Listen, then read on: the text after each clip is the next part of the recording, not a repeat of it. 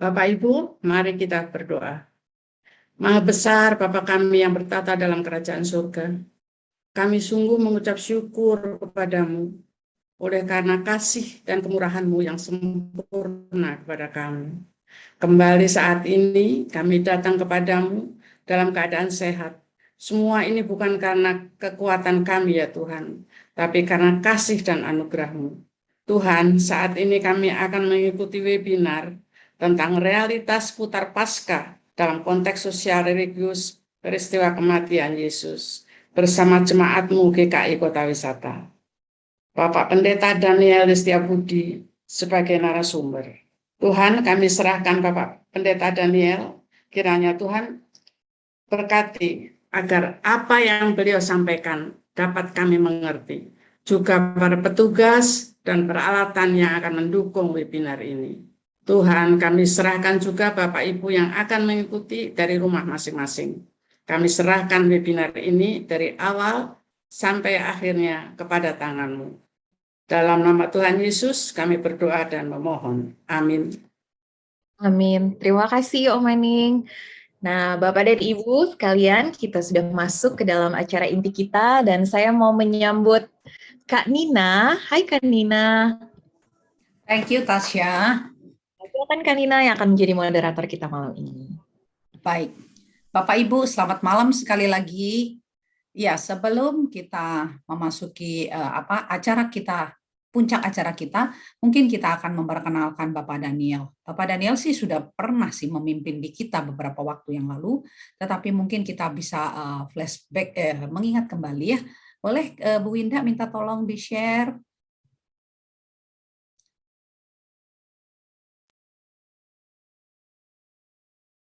Iya.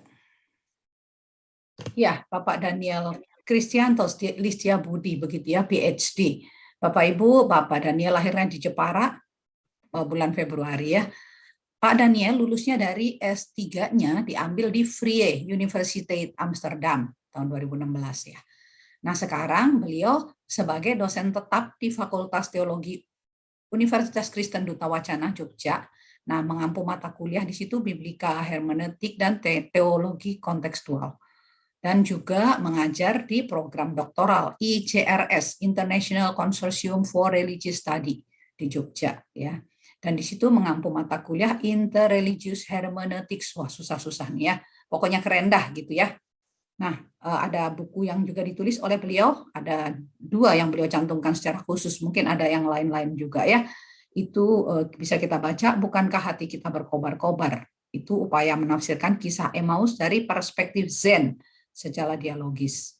Dan yang kedua, Bergulat di Tepian, pembacaan lintas tekstual 2 kisah mistik. Nah, ini Dewa Ruci dan Yakub di Sungai Yabok. Waduh, ini mungkin menarik sekali ya. Nah, itu kira-kira Pak Daniel, nanti Pak Daniel akan memimpin kita menyampaikan topik kita pada malam hari ini. Nah, malam hari ini kita akan pergi ke naik mesin waktu begitu ya. Kita mau naik mesin waktu, kita kembali ke zaman Yesus. Jadi waktu itu bagaimana sih kondisinya gitu? Bagaimana sih kalau kita mungkin selama ini mengamati Yesus Kamis Putih, Jumat Agung, terus naik kayu salib begitu ya, kira-kira begitu. Tetapi hari ini kita akan melihat situasi sosialnya gimana sih gitu ya. Mungkin kalau kita baca di situ ada siapa? Ada orang Farisi begitu, ada siapa? Ada orang Saduki. Nah, mungkin siapa mereka gitu ya? Orang-orang itulah orang-orang yang ada di sekitar kematian Yesus, di sekitar kehidupan Yesus pada waktu itu. Nah, Pak Daniel akan jelasin buat kita, gitu ya. Kalau saya sih ingatnya sih orang Farisi itu yang suka kontrak sama Yesus, begitu ya. Tapi mungkin nanti Pak Daniel bisa menjelaskan lebih lanjut buat kita. Begitu saja, silakan Pak Daniel. Waktu selanjutnya saya serahkan ke Bapak. Oke. Oh ya, satu lagi maaf. Nanti sesudah itu kita akan ada tanya jawab ya. Jadi nanti di tengah pertanyaan di tengah itu mungkin Bapak Ibu boleh ketik di chat supaya nanti di akhir supaya kita akan bahas begitu ya. Begitu Pak Daniel, boleh ya? Ya. Oke, selamat malam semua Ibu Pak, ketemu lagi ya. Ini koreksi sedikit. Nama saya kok jadi Kristianto tuh? Oh, salah ya? Waduh, maaf Pak. Salah ya. Jadi apa dong, Pak? Ya, ada itu sebenarnya dirahasiakan. Tapi Waduh. K-nya itu Kurniawan sebenarnya. Oh, Kurniawan. Waduh, Kenapa saya salah banget. dirahasiakan? Karena begini, tetapi saya yang menguji dia jadi pendeta. Aneh kan? Berarti ada sesuatu kan? Sehingga yang menguji malah adik kelasnya gitu. Di Perempuan Sinode. Nah, teman saya ini istimewa. Dia jadi pendeta setelah 22 tahun lulus. Berarti ada sesuatu. Maka sejak awal karena lihat ada gejala-gejala macam-macam, terutama dia sangat playboy itu. Waktu di kampus saya bilang, wes gini aja, namaku yang tengah aku singkat aja. Karena kacau ini, surat pacar bertukar, gitu. Kamu buat masalah aku kena, aku buat masalah kamu kena. Wesel juga repot. Dulu kan pakai wesel. Petugas kampus sampai tidak berani memberikan wesel itu sebelum kami berdua menghadap. Lalu ditanya, tantemu namanya siapa? Atau kenal nama ini enggak? Alamatnya di mana? Gitu, checking. Nah, sejak saat itu lalu nama K saya itu Kurniawannya saya singkat. Sampai jadi teka-teki di jemaat saya. Siapakah K saya itu? Gitu. Oleh Bu Nina malah ditahbiskan menjadi Kristianto. Iya, saya dapat dari mana ya, Pak ya? Nah, Waduh, nggak tahu. kacau. Dulu Maaf, ada yang maaf, Pak. bilang Kristiawan, ada yang bilang Kristianto, macam-macam dikarang orang gitu. Saya diem aja biasanya, wah ini nama dirahasiakan. Tapi oke, K-nya Kurniawan, Bu. Terima kasih, Pak. Nah, kalau Ibu mau cek pendeta Daniel Kurniawan, nanti muncul nama orang lain. Ada wajah orang lain. Itulah teman saya. Dia jauh lebih ganteng dari saya, lebih playboy dari saya. Saya sih nggak playboy sih. Oke ya, itu sedikit untuk mencairkan suasana. Bu Nina berjanji untuk mengkoreksi sebetulnya yang lain, tapi tadi tidak terlalu eksplisit. Yakni antara tema yang muncul di layar dan yang disepakati oleh kami, saya dan Bu Nina itu beda loh. Ya kan? Kalau di promosinya itu kan tulisannya tentang salib, tentang Paskah. Kita nggak ngomong itu loh nih. Kita ngomong soal yang dikatakan Bu Nina terakhir tadi. Jadi situasi sosial politik, mazhab-mazhab. Kecuali sekarang ada putuskan, mau switch soal salib, saya punya filenya. Tapi lalu berubah sama sekali itu. Diskusi tentang apakah salib itu betulan terjadi apa tidak, para ahli bilang apa, ada yang mendukung atau tidak, atau tentang kebangkitan. Tubuh apa itu macam-macam, itu jatahnya GKI yang lain, ini sudah urut ini. Jadi kita tetap ya tema yang ini ya, cuman itu saya merasa nggak gitu loh janjiannya. Janjiannya adalah yang dikatakan Bu Nina, jadi masa-masa. Saya cek dulu deh ya, supaya siapa tahu udah pada tahu ya, terus saya lalu tahu bagaimana mainnya. Coba saya cek dulu. Duh Bapak, kalau saya tanya orang Farisi misalnya, baik apa jahat? Nah, kita aja. Gampang loh. Baik apa jahat? Tuh, ini semua ke gereja ya kan? Sering baca Alkitab ya. Orang Farisi gitu. Gimana? Kesan Anda? Kalau saya sih merasanya sok tahu gitu, Pak. Oh, gitu ya. Jadi jahat ya? Kurang baik ya? Iseng-iseng. Oh, iseng. Oke. Usil Kalau juga, usil. saya tanya gini, orang Saduki, siapa? Kita sering dibaca ya, orang Saduki. Oh, itu. Oke, ya berarti oke, saya bisa ngira-ngira kalau gitu. Kalau saya tanya gini, itu ada mahkamah agama kan yang menyidang Yesus toh pada hari Kamis malam itu, mahkamah agama Sanhedrin namanya, yang diketuai oleh Kayafas tuh, mertuanya namanya Hanas. Itu siapa mereka? Kalau saya tanya gitu tuh bisa jawab nggak? Misalnya. Oke, kalau saya tanya gini, besok kan Minggu Palmarum ya, Minggu Palma, ya kan? Itu Yesus masuk dari arah Betania, ya kan? Tahu enggak bahwa di seberangnya itu ada rombongan masuk? Pernah dengar enggak cerita itu? Dalam penelitian ahli PP namanya John Dominic Rosang, itu dari seberang sana itu ada rombongan masuk. Pernah dengar cerita ini? Oh, saya belum, Pak. Oke. Kalau saya tanya gini, kenapa di Bait Allah di sebelahnya itu ada benteng, benteng Romawi? Pernah tahu nama bentengnya dan kenapa ada di situ? Bisa jawab nggak? Tempat Yesus disiksa itu loh, malam hari kan dia disiksa di situ.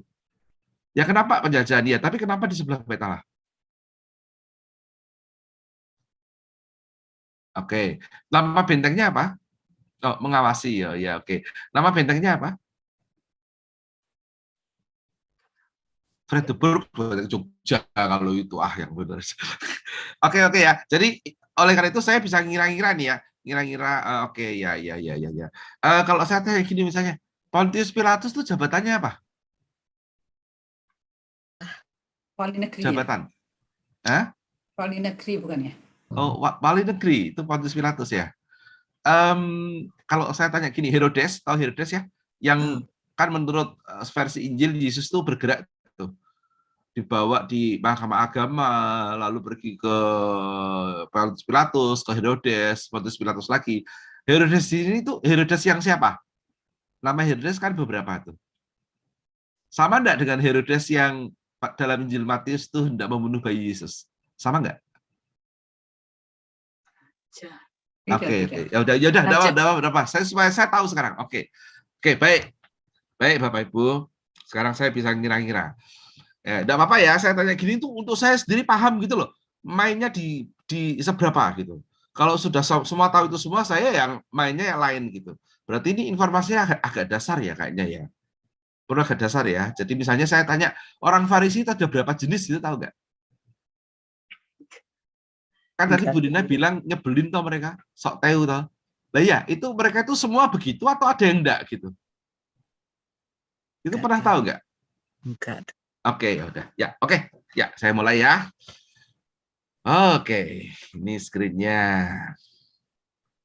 Kelihatan ya? Iya, sudah Pak. Oke, saya akan skip cepat di beberapa bagian yang mungkin tidak terlalu urgen. Ya, tapi ini supaya memberikan konteks secukupnya lah. Nah, ini ceritanya begini. Kalau kita mau tahu situasi di zaman Yesus, itu tidak bisa dilepaskan dengan apa yang disebut Deuterokanonika. Nah, saya tanya dulu. Siapa yang pernah tahu Alkitabnya teman-teman Katolik? Pernah lihat? Ada di tengahnya ada kitab yang di tengahnya ada Deuterokanonika. Betul. Itu apa sih? Isinya apa itu? Masa ya nggak cukup habis PL selesai Maleaki, lalu kan kita langsung Matius. Kok mereka punya itu? Tobit, Yudit, Yesus ben Sirah, 1-2 Makabe, tambahan kitab Esther, tambahan kitab Daniel gitu. Itu apa itu? Ya? Ya, Bu? Halo? Oh, Pernah saya tahu enggak? Ya, kok jangan Bu Dina terus sih. Saya nggak enak nih. Iya, jangan. Bapak Ibu bantuin dong. Pernah lihat nggak Alkitab teman-teman Katolik lebih tebal? Tahu ya? Pernah tahu Pak, tapi belum tahu isi. Belum tahu isinya. Oke. Isinya itu disebut Deuterokanonika. Jadi kalau dalam ibadah Katolik, mereka kan sebenarnya lebih duluan yang bacaannya banyak itu. GKI itu kan sebenarnya belakangan tuh agak niru-niru menurut saya. Mereka 7 bacaan. 7. Sekarang mereka jadi 5. Jadi ada dari 1 jadi 4, mereka jadi 7 jadi 5. Jadi mereka malah mengurangi. Itu biasanya ada di Deuterokanonika. Itu boleh, karena bagi mereka itu kanon. Kanon itu bagian ukuran Alkitab yang dianggap sebagai scripture. Kita enggak. Kita bilangnya begini.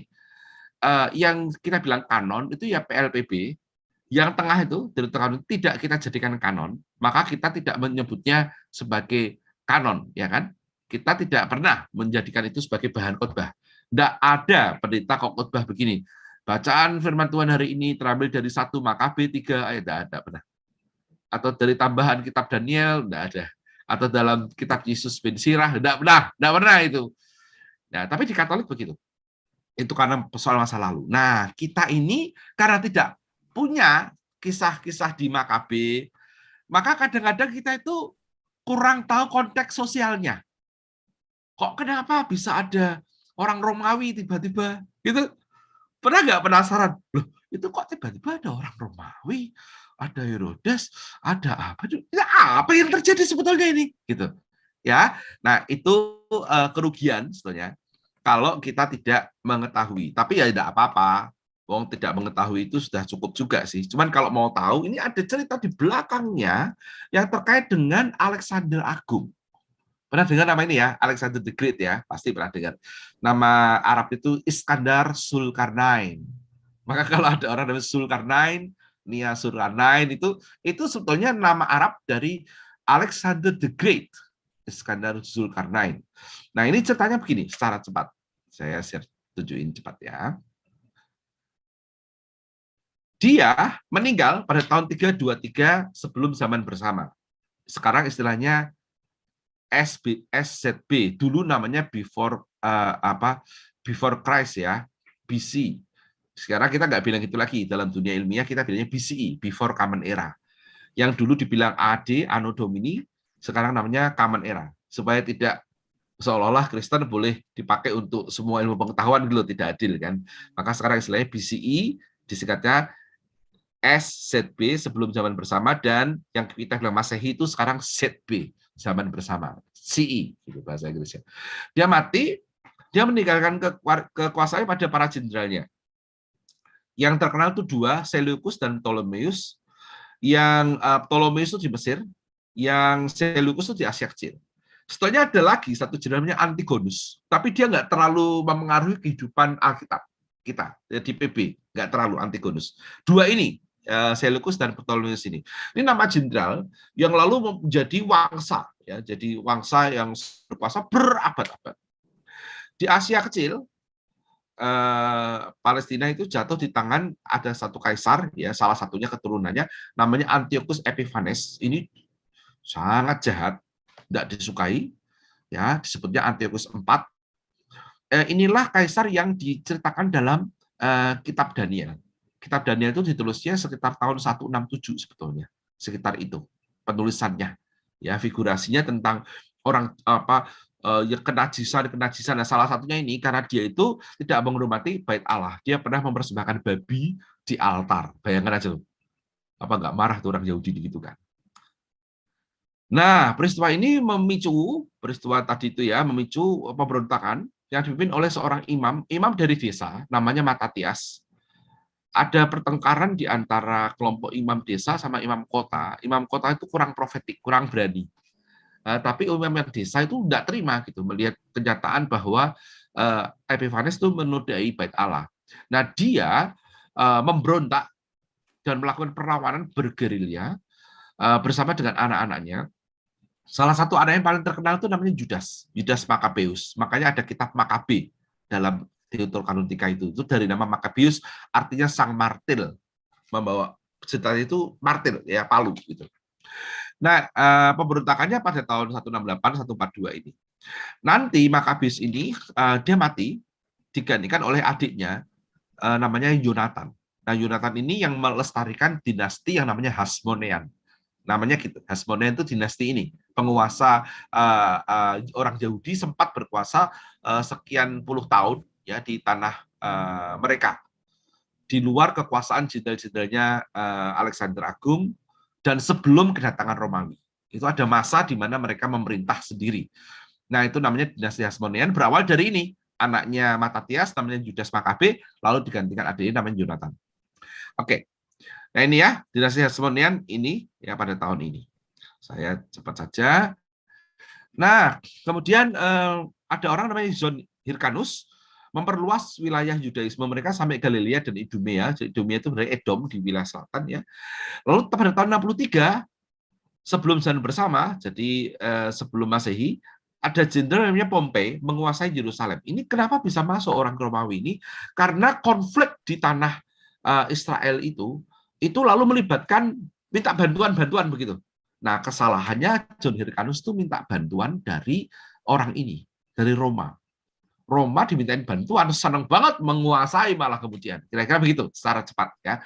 Nah, kemudian Roma dengan kekuatannya itu mengalahkan tadi para jenderalnya si Alexander Agung, keturunannya itu, dan juga mengalahkan orang-orang Hasmonean. Sejak saat itulah, maka Senat Roma di bawah kepemerintahan Marcus Antonius menunjuk Herodes Agung, orang Edom. Dia keturunan kira-kira keturunan kalau tradisinya itu keturunan dari si Esau, ya. Orang Edom bukan orang asli Israel itu sebetulnya, menjadi raja di wilayah Yahudi, terutama Yudea, Samaria, Galilea. Maka orang-orang Yahudi itu tidak suka dengan Herodes. Ini Herodes Agung, ya, yang mau membunuh Yesus loh, waktu kecil. Bukan Herodes yang ditemui Yesus ketika dia mau disalib. Itu anaknya. Herodes Agung ini punya anak 3. Herodes Antipas, Filipus Arkelaus. Gitu. Nah, itu ceritanya rame itu ya. Kalau Anda tahu ada Filipus punya istri namanya Herodias. Herodias ditaksir oleh Herodes Antipas ini yang lalu dimarahin sama si Yohanes Pembaptis. Lalu ada tahu ceritanya kan? Ketika Herodes Antipas ini pesta, Salome anaknya menari, anaknya si Herodias itu minta hadiah kepala Yohanes Pembaptis itu. Karena Yohanes Pembaptis pernah mengkritik Herodes Antipas yang memperistri, merebut istrinya, adiknya, atau kakaknya itu. Saya tidak persis ingat siapa yang lebih dulu lahir di antara Herodes Antipas ataupun Filipus. Nah, kedua orang ini, Herodes Antipas dan Herodias, pada akhirnya dibuang ke Gaul, dibuang ke Prancis kuno, ya pada akhirnya. Nah, jadi ini kita ngomong bapaknya, ya. Senat Roma menunjuk Bapak Herodes Agung untuk menguasai ini. Oke. Nah, ya, pada tahun ini 6 sampai 4 sebelum Masehi, Yohanes Baptis dan Yesus lahir. Dugaan Yesus lahir di antara tahun itu karena berkaitan dengan kematian Herodes Agung. Dia mati tahun 4 sebelum Masehi. Jadi kalau bayi-bayi dibunuh sebelum umur 2 tahun, ingat perintahnya itu ya. Jadi maksimal Yesus kan lahirnya 6 sebelum Masehi berarti. Bisa 6, bisa 5, bisa 4. Kita nggak tahu persis. Nah, setelah mati dia, maka anak-anaknya tadi itu yang saya sebut namanya itu ya menjadi tetrah raja wilayah, Antipas, Arkelaus, dan Filipus. Oke. Nah, kemudian ini pendek kata begini kira-kira 6 sampai 26 situasi relatif damai. 13 sampai 36 Kayafas jadi imam besar yang nanti memimpin Sanhedrin itu. Ya.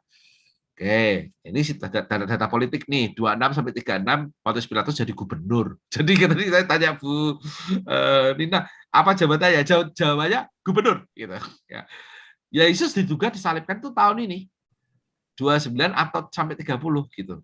Kenapa ya? Ini dikaitkan dengan kapan si Pilatus jadi gubernur, dikaitkan dengan usia kelahirannya, diduga tahun berapa 33 umurnya gitu ya. Tahun 40 ini zamannya Paulus bertobat. 67 dugaannya dieksekusi Petrus. 63 ada pemberontakan Yahudi, tahun 70 hancurlah Yerusalem. Jadi kalau Anda lihat nubuatan Tuhan Yesus, tidak ada batu di atas batu yang lain itu tahun 70 terjadi, Jenderal Titus. Tahun 132 ada pemberontakan lagi oleh orang Yahudi, dipimpin oleh namanya Simon Bar Kokhba, kemudian kalah ditumpas oleh Kaisar Hadrian. Pada waktu itu selesai pemberontakan, Yerusalem namanya berubah menjadi Aelia Capitolia. Itu sejarah besarnya. Nah, sekarang dikit-dikit balik lagi ya. Ketika kaum Yahudi di bawah Makabe tadi 161 ya melawan pendudukan Syria ini tadi pimpinan dari Ptolemeus, Seleucus, jenderal-jenderalnya Alexander itu ya. Orang Romawi itu sudah saling bantu dikit-dikit. Tapi baru 63 masuklah mereka melalui Pompei. Laskar Romawi datang menyelamatkan tanah Israel gitu. Dari peperangan dua orang bersaudara, Aristobulus dan Hyrcanus tadi itu ya. John Hyrcanus masih ingat ya. Nah, kemudian masuk. Nah, prinsip mereka itu gini,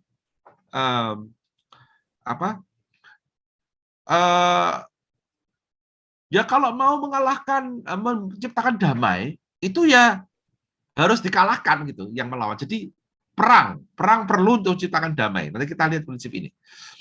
Ada seorang sejarawan Yahudi namanya Flavius Josephus yang sangat terkenal. Anda bisa mendownload tulisannya, judulnya The Bello Judaico atau Jewish War. Anda cek aja di YouTube, ada di internet, Anda bisa dapat PDF itu. Dia mencatat apa yang terjadi mengenai zaman-zaman itu, ya pemberontakan orang Yahudi melawan Romawi. Itu biasanya sumber yang dipakai oleh para ahli PB untuk mengkonstruksi sejarah Yesus. Salah satu yang dipakai adalah catatan dari Flavius Josephus selain Injil-Injil. Nah, intinya sekali lagi orang Romawi itu dalam catatan perang Yahudi Josephus itu pokoknya dia pikirannya sederhana aja, menciptakan damai dari taklukan dengan perang tangan besi. Gitu. Prinsipnya si vis pacem para bellum ini pepatah mereka. Si vis pacem kalau mau damai para bellum, siapkanlah bellum perang. Nah, tentu saja di Israel ada kelompok yang berseberangan dengan posisi ini. Tapi sama prinsipnya. Jadi mereka melawan orang Romawi, tetapi prinsipnya pakai pedang gitu. Ada kelompok gitu.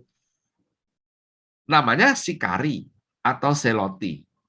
Kalau masih ingat, nama murid Tuhan Yesus salah satunya ada yang namanya Simon orang Selot. Ingat ya? Coba kita tes. Tolong Mbak Natasha MC kita. Sebutkan nama 12 murid Yesus. Teka-teki Alkitab, 12 murid Yesus. Oke, 12 murid Yesus. Simon, terus Andreas, Yakobus, Yohanes, Filipus, Bartolomeus, Matius, Thomas, Yakobus, Yudas anak Yakobus, terus Simon sama Yudas Iskariot. Oh, baru 11. Ya oke. Tapi ada Simon Selotes kan? Masih ingat? Simon Selotes. Orang Selot. Nah, Selot ini. Selot itu ini kelompok Yahudi yang gayanya sama dengan Roma, yakni kalau mau mendatangkan damai, bawa pedang, perangi musuhmu. Gitu. Kelompok ini. Jadi biasanya kelompok muda, anak-anak muda, radikal sekali, mereka bawa belati. Nah, maka mereka disebut juga Sikari. Nah, oleh karena itu di diskusinya, selain Simon Selotes, ada satu orang murid Yesus yang namanya juga dikaitkan dengan Sikari. Diskusinya. Yakni, siapa? Yang ada Sikarinya namanya. Siapa? Kak Natasha. Murid Yesus yang namanya ada Sikari. Dia terkenal ini. Kalau malam Kamis Putih itu namanya disebut-sebut seluruh dunia. Yudas bukan ya? Iya. Yudas Iskariot itu ada dua kemungkinan. Pertama, Yudas orang Keriot. Satu daerah. Kemungkinan kedua, Yudas Iskariot, Sikari. Dia kelompok ini. Jadi ada kemungkinan ini kita belum tahu yang mana, para ahli suka diskusi begituan. Tapi yang sudah pasti adalah Simon Selotes. Nah, kalau mau tahu yang teorinya Yudas Iskariot, saya kasih tahu teori namanya De Quincey. Ya, saya akan ceritakan sedikit teori ini. Menarik sekali ya, walaupun mungkin Anda akan jengkel.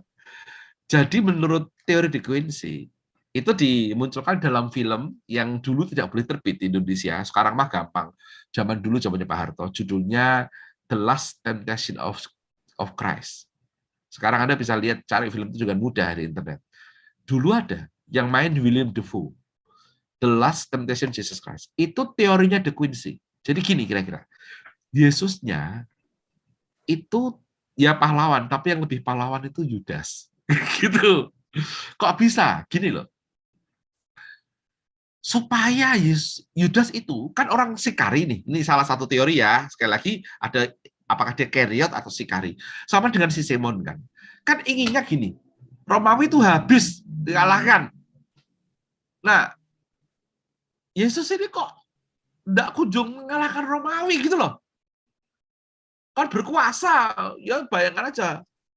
Miracle maker begitu rupa, ya toh, public speaker, ya toh, rabi, toh, wah laut aja ditenangkan kok, bayangkan aja itu, orang mati dibangkitkan, Anda bayangkan kayak gitu, inilah figur Mesias ideal ini, tapi kok dia kok enggak ini ya, enggak main senjata ya, lalu dia menjual Yesus, dikondisikan supaya kalau Yesus terancam nyawanya, maka muncullah, kira-kira. Pernah dengar nggak teori kayak gitu? Jadi Judas itu sebetulnya jangan Anda pikir, ya kalau dalam Injil kan dirasukin iblis lalu menjual Yesus. Oh, kalau ada teori lain yang tidak ada di kitab sih. Tapi supaya mau tahu, kalau mau tahu, namanya De Quincey. Judas justru dengan sengaja menjual Yesus supaya Yesusnya ditangkap toh. Kan terancam toh Yesusnya menunjukkan kekuasaannya gitu loh. Lalu terjadilah gerakan massa mengalahkan Romawi gitu pikirannya. Salah satu teorinya, teori De Quincey. Nah, kalau mau lihat ini, aplikasi itu film The Last Temptation of Jesus Christ. Itu nanti tokohnya itu Judas. Cerita itu. Yesusnya takut-takut, mau disalib takut-takut gitu. Didorong oleh Judas. Kamu tuh juru selamat apaan? Ayo, jangan takut. Gitu, lucu. Makanya film itu kan nggak boleh dilihat kalau tanpa penjelasan teologis ya. Karena Yesus itu gambarnya turun dari salib, ya. Turun dari salib lalu kawin sama Maria, Marta punya anak, gitu punya anak, lalu dia dengar Paulus khotbah, lucu kok. Paulus khotbah tentang Yesus yang mati menebus dosa, dia bilang, loh salah, ini aku masih hidup, nggak peduli, aku nggak khotbah tentang kamu, aku khotbah tentang Yesus yang aku yakini. Begitu. Sampai Yesus tua sakit-sakitan gitu, tiba-tiba dia baru sadar bahwa dia harusnya itu disalib. Nggak di sini matinya, nggak mati tua kayak gini, gitu. Wah, akhirnya dia merangkak menuju ke salib. Ternyata itu sebenarnya hanyalah ilusi. Itu Yesus tetap disalib sebetulnya. Dia membayangkan kalau dia turun, gitu loh. Makanya The Last Temptation kan katanya turunlah dari salib kalau engkau anak Allah, gitu kan. Dia bayangkan kalau dia turun, gitu, lalu dia kawin, gitu, punya anak, gitu, sampai tua. Ternyata enggak. Ternyata Yesus memilih tetap disalib. Lalu di akhir dia berteriak dengan gembira, ke dalam tanganmu kuserahkan nyawaku. Gitu. Film itu sebenarnya maksudnya baik, menolong kita untuk melihat pergumulan internal Yesus disalib. Cuman ya fantasinya besar sekali. Tapi teorinya Judas mendorong dia itu teori De Quincey. Ya. Nah, lihat dunia tafsir bisa kayak gini, asiknya, kaget-kaget. Nah, tidak ada datanya ya, tapi tadi loh, kelompok Sikari, Seloti itu gitu pikirannya. Maka sekarang Anda mengerti kan, ketika dia masukkan Hosiana, kan gitu kan? Nanti kalau mau tanya ya soal itu. Semoga nanti ada pertanyaan begini. Kenapa habis Hosiana pada hari Minggu, kemudian pada Jumat pagi kok salibkan dia? Gitu. Masyarakat kan itu. Nanti kalau mau tanya gitu ya jawabannya seperti yang arahnya ke tadi. Tapi nanti kan belum tentu. Ini cuma mancing-mancing pertanyaan. Atau mungkin saya yang tanya aja nanti ya, supaya asik ya. Oke, saya teruskan. Sudah mulai panas nih situasinya, Kak Natasha? Jadi, masa pertama ini, ya, Sikari, Seloti. Berasal dari kata Sika, Badik ya. Selot itu orang yang sungguh-sungguh fanatik gitu kira-kira. Nah, ya tadi dia yakin Allah akan dimuliakan bila kerajaannya hadir. Itu caranya adalah dengan melepaskan Palestina dari penjajahan Roma. Maka pakai senjata mereka. Civis pacem parabellum, persis sama dengan Roma tadi pikirannya. Ya, itu. Nah, mereka melawan, ya mereka sangat jengkel dengan kelompok yang mengambil untung terhadap kehidupan rakyat kecil. Terutama orang-orang Saduki, mereka benci sekali sama orang Saduki, kalau mau tahu. Karena orang Saduki ini, dia kan menguasai Bait Allah. Nanti kita akan sampai ke Saduki, ya. Tapi kalau mau tahu, orang yang menguasai Bait Allah, itu orang Saduki. Bukan Farisi. Jangan salah. Kok bisa? Lah iya itu, nanti tunggu. Nah, orang Saduki ini, itu mewajibkan rakyat kecil membeli korban di Bait Allah. Bahwa mereka bekerja sama dengan orang Farisi di hal tertentu ya, kecuali soal teologi, soal kebangkitan orang mati. Ya, tapi mereka itu penguasanya, penguasa kelompok elit elit Yahudi yang berkaitan dengan wangsa Herodes, penguasa politik gitu. Kalau yang orang Farisi itu agak lain mereka. Mereka lebih ke regulasi keagamaan. Jadi orang Yahudi ini karena orang Saduki ini karena mereka itu sering menarik untung dari rakyat kecil dan mewajibkan orang untuk membeli hewan di korban di Bait Allah, bagi orang-orang Seloti dan Sikari itu musuh. Itu kayak pengkhianat gitu, orang-orang kayak gitu. Nah, ini ya, jadi inilah orang Sikari. Nah, harga dari perdamaian adalah penaklukan. Jadi ringkas, tepat, efektif, padat, militeristik. Tidak ada kompromi terhadap posisi. Tidak ada kompromi terhadap perbedaan. Tidak mungkin ada agreement and disagreement. Gitu. Kita kalahkan mereka. Baik orang Roma maupun orang-orang yang berafiliasi dengan Roma ataupun para penjajah yang telah penjajah rakyat sendiri. Dalam hal ini secara keagamaan itu harus dilawan. kelompok ini milik apa ya, fanatik luar biasa. Nah, lalu ada juga model lain berawal dari orang yang namanya Banos. Ini Anda tidak akan ketemu nama orang ini di Alkitab. Oh ya, kalau mau tahu kayak gini-gini itu ada buku, bisa dicari di internet, judulnya Daily Life in the New Testament. Daily Life in the New Testament, karangan dari James R. Mattinger. James R. Mattinger. Itu yang bahasa Inggris. Kalau Anda mau yang bahasa Indonesia, itu ada kamus yang sangat bagus, judulnya Ensiklopedia Perjanjian Baru. Sudah terbit lama sekali tahun 89, tetapi tetap bagus. Karangan dari Javier Leong Dufour. Ya, ini saya sebutkan supaya Bapak Ibu gitu. Tapi tidak ada di internet. Kalau yang ada di internet tadi, James R. Mattinger, Daily Life in the New Testament, salah satunya. Ya, ada cukup banyak. Tapi ini yang saya kira praktis enak ya, untuk kita baca. In usual English, jadi tidak terlalu kompleks.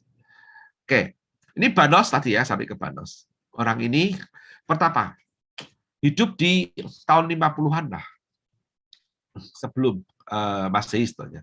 Dia mengajar di gurun. Nah, ini gini kira-kira. Banos ini ya mengajak para muridnya ke gurun untuk mendengarkan suara Tuhan yang memanggil, inilah aku, kayak gaya Musa gitu. Nah, ini dekat dengan kelompok salah satu mazhab, tadi kan Sikari kan, mazhab kedua namanya Esseni. Jadi ada 4 mazhab, ini kita baru ngomong kemarin tadi Sikari, lalu kedua ini Esseni. Esseni ini adalah kelompok yang suka menarik diri dari keramaian. Mereka tinggalnya di daerah terpencil, di daerah Qumran. Kalau Bapak Ibu pernah ke Israel, ya sekarang kan juga cukup sering tuh orang ke sana jalan-jalan. Kalau guide Anda cukup bagus untuk meneliti sejarah persoalan-persoalan PB, terutama mengenai kehidupan keimaman, itu Anda akan diajak ke daerah namanya Qumran, Khirbet Qumran. Itu pegunung di dekat Laut Mati, bukit-bukit gitu, bolong-bolong, lubang-lubang di sana sini. Itu untuk menyimpan tulisan-tulisan PL oleh kelompok ini. Mereka itu kegiatannya, kelompok SNI ini yang tinggal di komunitas Qumran itu bertapa, saleh, suci, berdoa, berpuasa, mandi suci, tidak menikah, laki semua, pakai putih gitu tiap hari. Kerjaannya menyalin teks PL. Nah, teks-teks itu disimpan di guci-guci, disimpan di tadi lubang-lubang di bukit-bukit itu. Dikasih tanda-tanda gitu, tanda lubang gua nomor berapa. Nah, pada tahun 70 ketika Yerusalem dihancurkan tadi kan oleh Jenderal Titus itu, kelompok ini ya dengan cepat menyembunyikan bahannya di situ. Baru terbongkar salah satu teks Yesaya paling lengkap itu tahun 1947. Ketika ada seorang gembala mengikuti ternaknya masuk ke salah satu lubang, gelap sekali, gembalanya takut, lalu ternaknya mau buat keluar dengan cara dilempar batu gitu, malah kena guci, perang gitu. Wah, kaget dia. Nah, saat itulah kemudian ditemukan, oh ternyata inilah tempat penyimpanannya. 1947. Nah, itu orang-orang ini ya. Jadi mereka tiap hari menjauh dari kehidupan ramai di Yerusalem. Mereka benci sekali dengan imam di Yerusalem. Imam di Yerusalem itu korup. Mereka punya guru kebenaran namanya. Guru kebenaran, pimpinannya mereka yang yakin bahwa nanti di akhir zaman pimpinan mereka inilah yang akan merestorasi. Yang disebut anak-anak kegelapan itu bukan setan, tapi imam di Yerusalem yang korup itu, yang juga dimusuhi oleh orang-orang Seloti. Nah, Anda bayangkan, ada situasi kayak gini loh. Nggak pernah dengar kan? Ini situasi ramai. Nah, oleh karena itu, ada salah seorang figur Alkitab yang diduga kelompok ini. Tetapi agak susah, cuman gayanya mirip-mirip. Tahu siapa? Ada di Alkitab disebutkan. Terutama kalau Natal itu. Namanya muncul selalu kalau Natal.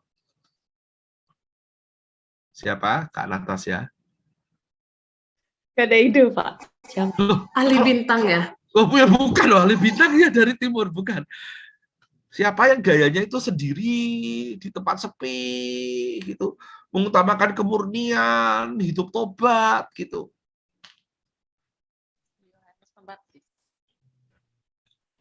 Natal disebut pasti. Ya, menjelang ya setelah Natal lah, tapi disebut lah pokoknya menjelang Natal lalu biasa disebut Yohanes. Yohanes Pembaptis. Iya, Yohanes Pembaptis. Hanya yang nggak cocok, ada cocok ada nggak cocok ya. Yang nggak cocok tuh gini, Yohanes Pembaptis itu membaptis semua orang, ya kan? Kalau mau ini enggak, ya mereka sendiri apa namanya mandi suci gitu. Tetapi gagasan menyepi sendirian di padang gurun gitu, itu mirip. Nah, Yesus sempat dikira anggota kelompok ini. Sempat. Banyak itu diskusi, apakah Yesus itu belajar dari kelompok SNI? Jawabannya, enggak. Enggak. Kenapa? Kalau Yesus tidak mungkin kelompok ini? Sama tahu. Yesus masih bergaul juga sama yang lain. Ya, betul. Yesus bergaul, bahkan dia makan bersama dengan orang berdosa, ya kan? Dia pergi ke perjamuan kawin, ya kan? Nggak mungkin gitu. Tetapi gagasan dia orang suci, apa itu mirip. Nah, oleh karena itu, supaya tahu Yesus itu siapa sebetulnya, masuk kelompok mana? Apakah dia seloti, sikari? Enggak, tapi muridnya ada orang selot. Ayo. Terus Judas tadi kemungkinan selain Keriot, sikari. Juga ada cerita bawa pedang. Kami punya 2 pedang, gitu kan? Yesus bilang, cukup. Gitu. Tapi di pihak lain dia bilang, jangan main pedang, hei Petrus. Siapa yang main pedang, mati oleh pedang. Lalu kita pusing ini. Gimana ini? Sebetulnya boleh bawa pedang, enggak ya? Ada teks yang mengatakan 2 pedang cukup. Ada yang bilang, jangan bawa pedang. Nah, tapi itu kapan-kapan aja. Ini kan saya cuma mau mengganggu Anda bahwa gagasan itu ada gitu. Terus Yesus sempat dikira orang SNI karena dia tadi kan mengutamakan kehidupan suci, saleh gitu ya. Tetapi repotnya orang SNI itu menarik diri. Yesus enggak. Yesus baru-baru masyarakat gitu. Minum anggur pula.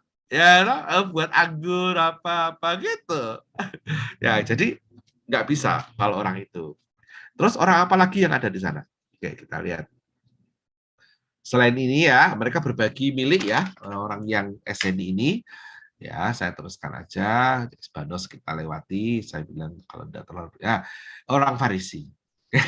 Ini dia favorit kita. Orang Farisi itu seringkali disalahpahami, dianggap selalu jelek tadi itu.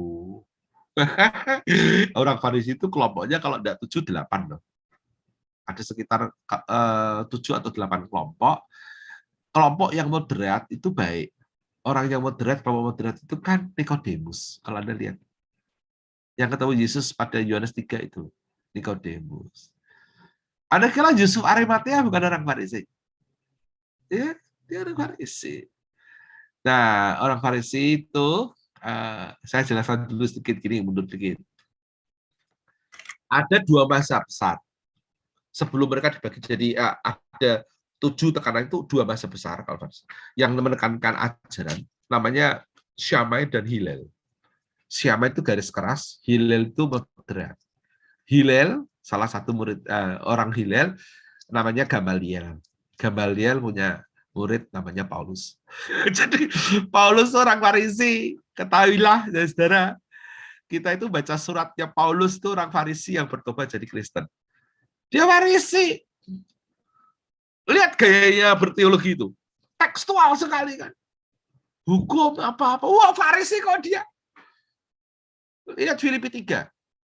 Aku orang Farisi tidak bercacat dalam menjalankan hukum Taurat. Oh, bayangkan aja itu. Nah, tapi dia kelompok Hillel. Yang Syamai itu garis keras.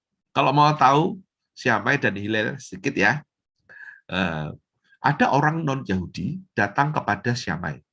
Guru Syamai garis keras. Dia minta Gini, permintaan ini.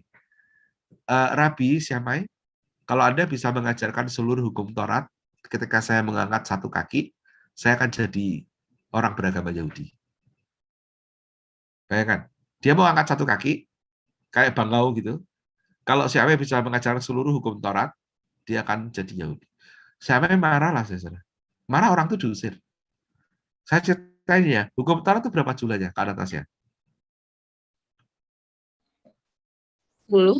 10 yang di cerita PL. Tahu nggak di zaman Yesus itu sudah jadi 613. Nggak pernah dengar kan? Nah, jadi ada kaum kayak kalau di Indonesia itu MUI gitu, semacam itu, ya, membuat fatwa. Dari 10 hukum itu diturunkan, diderivatkan, kalau pakai bahasa matematik, derivasi menjadi 613, terdiri dari 365 do not dan 248 do. Kenapa 365? Itulah jumlah hari dalam setahun.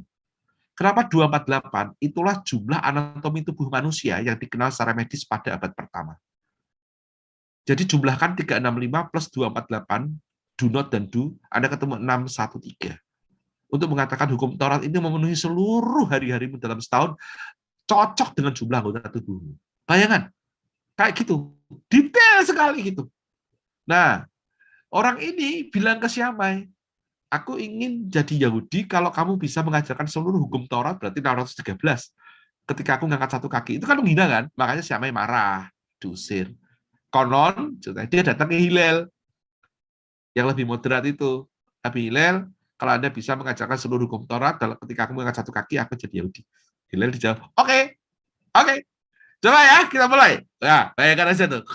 Ya, orang itu mengangkat satu kakinya, set, gitu. Terus Hillel ngomong begini, segala sesuatu yang kamu tidak ingin orang perbuat padamu, jangan perbuat pada mereka, itulah itu hukum Taurat, yang lain tambahan. Selesai. Segala sesuatu yang kamu tidak ingin orang lain perbuat padamu, jangan perbuat pada mereka, itulah inti hukum Taurat, yang lain tambahan. Habis gak orang itu? Itu Hillel, ya. Hillel terus Gamaliel Paulus. Pernah dengar gak soal beginian? Asing toh? Nah, Yesus itu apa enggak orang Farisi toh? Lebih dekat orang Farisi daripada Esseni atau Seloti. Dia tuh tahu teks macam-macam. Tapi dia kok diusir orang Farisi? Lah itu ya. Tapi kok ada yang datang ke dia malam-malam? Nikodemus. Lah itu makanya orang Farisi itu tidak hanya satu. Yang jelek itu banyak. Tapi itu tidak hanya satu. Kalau mau tahu yang saya sering cerita kalau di kelas sampai mahasiswa itu geli-geli itu adalah salah satu dari jenis Farisi. Salah satu ya. Itu namanya blooding Pharisees. Blooding Pharisees. Orang Farisi berdarah. Nah, kok bisa? Nah, gini. Dia meyakini bahwa perempuan selain istrinya itu bisa membawanya ke dalam nafsu seksual. Kalau melihat perempuan. Maka supaya tidak mengalami godaan begitu, setiap hari keluar rumah, dia menutup wajahnya dengan kain. Jadi dia meraba-raba berjalannya, lalu terantuk tembok gitu, tembok ya jalan tuk cur gitu. Semakin dia bleeding, berdarah, dia semakin nampak saleh. Karena wanita itu racun dunia. Nah, gitu kira-kira. Yang disalahkan perempuannya, bukan matanya laki-laki. Gitu. Namanya blooding Pharisees. Lu itu ada, belum pernah dengar kan? Ada orang Farisi yang khusus mengutamakan waktu sembahyang. Itu yang Yesus kritik. Ingat tak kalimat Tuhan Yesus? Kalau kamu berdoa, masuklah ke rumahmu, kuncilah, tutuplah pintu. Itu. Jangan berdoa di tengah pasar. Jangan berdoa di persimpangan jalan, tahu ya? Itu karena ada orang Farisi yang memang kekasannya adalah pada waktu doa. Nah, masalahnya itu mereka begini. Waktu doa itu kan ditetapkan kan? Karena ada jam-jamnya itu. Nah, 113 tadi saya sudah bilang. Nah, misalnya ya, marilah kita mengasumsikan jam 10 pagi itu waktu doa, misalnya. Orang ini sengaja nih keluar dari rumahnya jam 10 sekitar kurang sekian, supaya nanti dalam waktu sekian menit itu persis dia di perempatan jalan. Nah, pas jam 10 di perempatan jalan, dia berdoa. Jadi Anda jangan ngira orang itu kok gila ya, kok berdoa di perempatan jalan. Oh enggak, dia mazhab doa. Dia dianggap oleh orang lain, oh luar biasa ya dia. Memenuhi waktu doa. Bahkan di perempatan sekalipun dia tetap berdoa. Sebetulnya dia sengaja ngitung supaya persis di perempatan jalan. Bisa begitu. Maka Yesus bilang, mengkritik. Orang yang begitu sudah menerima upahnya, yaitu dilihat orang. Itu banyak kan tuh. Tapi kalau yang baik-baik, kayak Nikodemus, baik ada. Yusuf Arimatea, bayangkan kuburnya diberikan. Jadi jangan sama orang Farisi itu jangan digebyah-uyah gitu loh. Kasihan itu gara-gara guru sekolah minggu, saya kira. Guru sekolah minggu itu kalau sama orang Farisi itu gemesnya enggak karu-karuan. Padahal enggak semua jelek loh. Ya kan? Betul enggak Kak Natasha? Ada guru sekolah minggu kan? Ini ada juga guru sekolah minggu. Ya oke. Saya teruskan sedikit ya orang Farisi mana tadi. Ini agak rileks gini aja ya supaya enak ya. Jadi ini orang Farisi, dia kelompok dominan di Yudea Galilea, mereka berkuasa atas sinagoge. Mereka yakin Bait Allah bukan satu lokasi bagi Yudaisme. Ingat, penguasa Bait Allah adalah orang Saduki. Bukan orang Farisi. Orang Farisi itu di sinagoge, rumah-rumah doa kecil-kecil rumah doa gitu. Ya. Oke. Yang paling dikritik oleh orang Farisi tentang Yesus adalah pengakuan dia anak Allah. Dan Yesus mentoleransi para murid yang tidak dilarang ketika memetik bulir gandum di hari Sabat gitu lah. Yesus kan boleh aja. Mereka nggak bisa, harus Sabat. Oh kalau mau tahu sedikit cerita. Makabe tadi itu pemberontakan Makabe masih ingat nggak? Yang saya ceritakan tadi 167 itu. Itu pernah ada masa orang-orang Makabe itu kan tadi dari Matatias kan, ya kan, imam ya, itu pernah dikalahkan karena Romawi orang-orang Syria itu, jenderalnya Alexander itu menyerang mereka di hari Sabat dan mereka tidak melawan. Ya kalah mati loh hari Sabat. Oleh karena itu lalu mereka membuat regulasi baru. Setelah mereka tahu ternyata kurang ajar lawan menyerang kita di hari Sabat ketika kita tidak boleh bekerja. Setelah kekalahan itu terus mereka mengambil sikap lain kali kalau kita diserang di hari Sabat boleh gitu. Tapi pernah ada masa mereka dikalahkan karena itu. Hari Sabat tidak boleh apa-apa. Sampai gitu loh. Nah ini orang Farisi ada sejenis itu yang kaku melihat Yesus mengatakan manusia, anak Allah, anak manusia adalah Tuhan atas hari Sabat, ya mereka marah. Bisa mengerti ya kejengkelan mereka pada Yesus dan murid-muridnya. Nah, tadi saya sudah bilang ada banyak varian, tidak ada satu golongan ya. The Blooding Pharisees sudah saya ceritakan tadi ya. Oke. Orang Farisi ini sebetulnya itu tidak ingin mengguncang keseimbangan kekuasaan antara Romawi dan Yahudi. Mereka memang tidak suka dengan orang Romawi, tapi bisa menoleransinya. Mereka menunggu kedatangan Mesias. Mesias itu harus berasal dari Yudea, bukan Galilea. Maka banyak tuh kisah. Dari mana kamu Yesus? Oh dia orang Nazaret, gitu kan? Galilea. Nggak bisa. Gitu.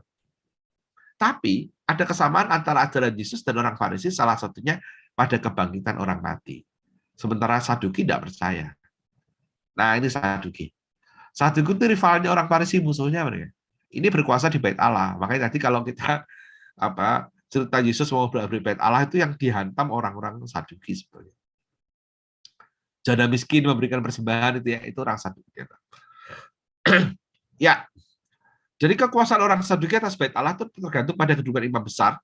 Yang imam besar tergantung pada kebijakan Roma yang mengontrol Yerusalem dan yang bisa menunjuk orang imam besar. Jadi ini kelompok politis kalau yang ini. Kelompok dekat dengan kekuasaan, bukan orang-orang ekseget menafsir kitab suci, enggak. Itu orang Farisi kalau yang itu. Oke. Orang Saduki itu kelompok religius paling konservatif. Ya. Jumlah mereka tidak sebanyak orang Farisi, tapi lebih berkuasa. Karena punya duit. Mereka orang-orang kaya. Yesus sering bertentangan dengan orang Saduki. Nah ini informasi yang lain, nanti kita bisa cek setelah ini. Ada pernah tahu nama Sanhedrin kan? Mahkamah agama itu jumlahnya 70 orang, plus satu pemimpinnya. Kalau zaman Yesus itu Kayafas, sebelumnya Hanas. Nah siapa mereka? Nah ini ramai diskusinya. Ada yang menduga mereka hanya Saduki, ada yang bilang hanya Farisi, ada yang bilang dua-duanya. Tidak pernah sepakat para ahli. Tapi ini kelompok mahkamah agama, ya ini orang yang terdiri dari para penguasa politik religius plus orang-orang yang bisa menafsirkan Taurat. Berarti di dalamnya hampir pasti ada Farisinya. Tapi kalau melihat kekuasaan mereka itu politis, diduga juga hampir pasti ada Sadukinya. Kalau saya disuruh menduga, saya akan menduga bahwa kelompok Sanhedrin campuran di antara orang Farisi dan orang Saduki. Nah, isu sensitif itu apa dalam dunia di zaman Yesus? Satu, Mesias.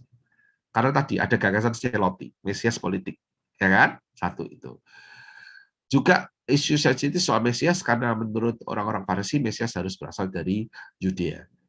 Mereka lupa Yesus lahir di Bethlehem. Mereka tahunya Yesus besarnya di Nazaret. Berarti Galilea. Nah, itu tidak cocok, maka mereka lalu ragu. Isu yang kedua adalah Bait Allah. Karena Bait Allah itu pusat religius, sekaligus pusat gerakan sosial politis. Semua pemberontakan itu terkait dengan isu keagamaan. Seperti tadi Matatias. Kenapa dia memberontak? Karena Antiochus Epiphanes mempersembahkan babi di atas altar. Jadi lihat, Bait Allah itu sensitif sekali bagi mereka. Maka orang Romawi membangun benteng di sebelahnya, namanya Antonia. Di benteng itulah Yesus disesah pada malam harinya itu. Isu Paskah Yahudi itu sensitif karena pada hari Paskah pusat kegiatan orang-orang Yahudi itu ada di Yerusalem. Oleh karena itu setiap hari Paskah, gubernur dari Romawi, dalam hal ini Pilatus, kalau dalam Alkitab kita lihat itu, datang dari Kaisaria. Kaisaria itu ada dua kota Kaisaria, sebelah laut dan Kaisaria yang tidak sebelah laut. Sebentar, saya mau. Yang datang ke Yerusalem, dan masuknya dari mana nih yang menarik? Menurut John Dominic Crossan, ya, ini menurut ahli John Dominic Crossan, Yesus masuk kan dari Betania. Yerusalem itu pintunya itu beberapa. Ada beberapa pintu. Ada satu pintu diametral yang berseberangan dari pintu masuk yang di Betania. Itulah pintu yang dimasuki Pontius Pilatus bersama dengan garnisonnya, yang menurut Crossan bersenjata lengkap semuanya, naik kuda. Di pintu seberang, Yesus masuk Yerusalem naik keledai. Nah, Anda bisa bayangkan itu suasananya. Itu saya khotbahkan di GKI Pondok Indah, saya kira 2 tahun yang lalu, menjelaskan masuknya bareng-bareng gitu. Masih ada videonya saya kira. Itu video pertama yang saya kirim, rekaman pertama yang saya kirim ketika masa pandemi. Saya masih belum terlalu profesional waktu itu ketika rekaman pertama kali, jadi masih duduk, belum pakai mimbar, masih duduk biasa gitu, ada suara azan segala macam. Tapi oleh teman-teman Pondok Indah tetap mau mereka. Ya udah, ada apa-apa. Baru-baru pertama kali soalnya itu. Nah, itu saya cerita soal ini, Palmarum. Besok kan Palmarum kan, tanggal 10 Yesus masuk Yerusalem. Hanya anehnya teksnya GKI bukan Palmarum ya. Soalnya saya kirim rekaman khotbah saya di perniagaan itu teksnya kok sudah tentang Kamis Putih, tentang salib. Tapi ya oke lah, nggak tahu teks gereja ada apa. Tapi inilah situasi sensitifnya. Ya, saudara, Mesias, Bait Allah, Paskah karena kedatangan semua orang di Yerusalem, dan supaya aman datanglah si gubernurnya. Disitulah ketemu ada Herodes segala macam kan ceritanya. Jadi peristiwa Yesus itu ketemu semua tuh para tokohnya, tokoh agama, tokoh politik, ya toh datang semua, dan lalu Yesus di situ dari dipuja lalu sampai disalibkan. Polanya adalah one against all, satu lawan semua. Itu pola yang terjadi. Maksudnya melawan konspirasi agama dan politik. Kalau ada orang ditanya kenapa Yesus mati, saudara, kenapa Yesus mati? Jawabannya kan menebus dosa. Itu jawaban dogmatik. Ya kan? Kenapa Yesus mati disalib? Jawabannya kan menebus dosa. Tapi itu sekali jawaban dogmatik. Kalau jawaban narasi real sosial politik, karena konspirasi dari penguasa agama, politik, dan militer. One against all against one. Karena pada hari itu ketemu semua, pemimpin agama, politik, militer, ketemu semua. Dan Yesus tampil sebagai Mesias yang berbeda. Nah, tadi itu, kenapa kok ada perbedaan pujaan dari Hosiana selamatkanlah kami di Palmarum lalu ke salibkanlah dia? sangat mungkin ini ada lapis-lapis gagasan tentang kesalahpahaman mesianik Yesus, ada konspirasi bersama, mumpung ini bisa dihantam bersama oleh orang-orang Farisi. Mungkin juga rakyat barangkali ada yang dikompori sehingga kecewa, sehingga harapan mesianik Yesus diasumsikan oleh mereka itu gaya seloti, ternyata bukan. Lalu dikomporinlah si Pilatus ini dengan isu bahwa ini adalah raja orang Yahudi, kalau kamu diam saja, kamu melawan pemerintah Roma, begitu. Anda lihat, ditakut-takutin gitu. Wah, ini sebetulnya peristiwa yang Anda baca dalam Injil itu peristiwa politik itu, sosial, politik, religius. Kita aja yang kadang-kadang melupakan itu dan lalu cepat-cepat ngomong soal dogma menebus dosa. Ya iya, tetapi kejadiannya itu loh, itu terkait dengan situasi sosial politik. Nah, kira-kira begitu, Bu Nina dan teman-teman. Thank you. Terima kasih Pak Daniel. Wow. Jadi kalau saya banyak yang belum tahu juga Pak, terus terang. Jadinya jadi tahu gitu ya. Mungkin Bapak Ibu yang ada di sini masih ada yang penasaran gitu apa gitu ya. Mungkin boleh wah ini sudah ada ini Pak, satu Pak. Dari Pak Dani ya Pak ya. Ini. Pertanyaan pertama, jika Yudas si oportunis, Sikari berharap Yesus akan mengerahkan kedikjayaannya untuk melakukan perlawanan terhadap Romawi atas hukuman salib yang telah diputuskan, tetapi ketika hal itu tidak terjadi, mengapa Yudas akhirnya memutuskan bunuh diri? Sebagai oportunis, licik, bukankah seharusnya dia mencari kesempatan atau situasi lain untuk merealisasikan rencananya? Kira-kira begitu, Pak. Ya, Pak Dani, kapan-kapan silakan search di internet ya. Saya menulis artikel judulnya Yudas, murid yang terhilang, tanda tanya, di jurnal Gema. Kalau mau tahu komplit soal jawaban saya sebentar lagi. Tapi itu ada, itu panjang lebar sekitar, saya lupa berapa halaman, mungkin sampai menjelang 10 atau 12, mengenai Yudas, studi tentang Yudas. Nah, kalau ditanya kenapa begitu, akan dua kemungkinan. Dia itu merasa kecewa. Ya, kecewanya karena Yesus bukanlah Mesias politik. Kalau dia betul-betul adalah orang Sikari, sekali lagi ya, karena saya bilang ada dua kemungkinan, Sikari dan Keriot. Kalau yang pasti orang Sikari, Selot itu yang Simon orang Selotes itu sudah pasti. Yudas masih debatable. Yang tadi saya katakan tadi teorinya De Quincey. Ya saya sudah bilang kan, teori De Quincey yang agak susah itu dibuktikan. Maka muncul di film tadi itu. Tetapi kalau memang kita ikuti, misalnya dia adalah orang Sikari, kenapa kok dia bunuh diri? Sangat mungkin dua, satu dia kecewa, kekecewaan yang sangat besar, dua dia merasa bersalah. Dia merasa bersalah. Kenapa saya katakan itu? Dalam studi saya mengenai Yudas, dalam artikel tadi itu ada peristiwa di mana Yudas itu berbalik sebetulnya dengan cara melemparkan uang itu ke dalam bait Allah. Kalau Anda lihat. Jadi salah satu penemuan paper saya itu pakai pendekatan social analysis pada teks ya. Yudas mengalami turning sebetulnya. Turning dalam arti dia uangnya lalu kan tidak dia pakai. Dia kembalikan itu. Yang tidak turning, tidak berubah, malah justru para imam-imam, para mahkamah. Tetapi turningnya Yudas percuma, karena Yesus tetap disalib. Nah, karena itu, dia sangat kecewa. Mungkin dia sangat kecewa pada dirinya sendiri, dan merasa bersalah. Selain kecewa kalau kecewa pada Yesus, mungkin, kalau pakai teori De Quincey ya, kalau tidak, kalau teks ya, sangat mungkin dia merasa kecewa pada dirinya sendiri, dia tahu dia salah. Maka dia mengembalikan uang itu. Itu ada cerita itu kalau Pak lihat di salah satu versi Injil. Gitu Pak, jawaban saya. Pak Daniel, ini ada pertanyaan dari Pak Rive. Ya. Pak, kalau lokasi kuburan Yesus yang diyakini oleh kaum Protestan dan Katolik kok beda? Ini kalau di Israel dibilang begitu ya Pak ya? Ya, ini saya bisa nunjukin gambarnya malah. Jadi saya pernah studi di sana tahun 99. Studi.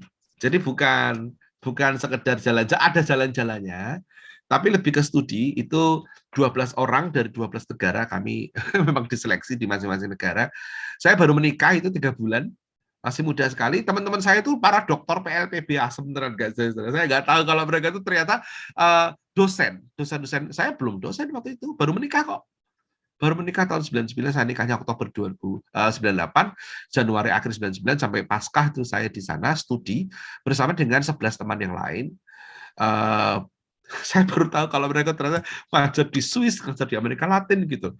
Nah, enggak tahulah sinode saya agak gila gitu, ngutus orang muda gitu kira-kira.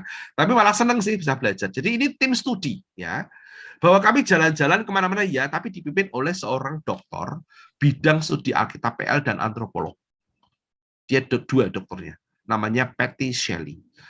Pimpinan kami yang lain adalah orang yang jadi narasumber dari peacemaker di Yerusalem, namanya Calvin Schenck di Tantur Ecumenical Institute.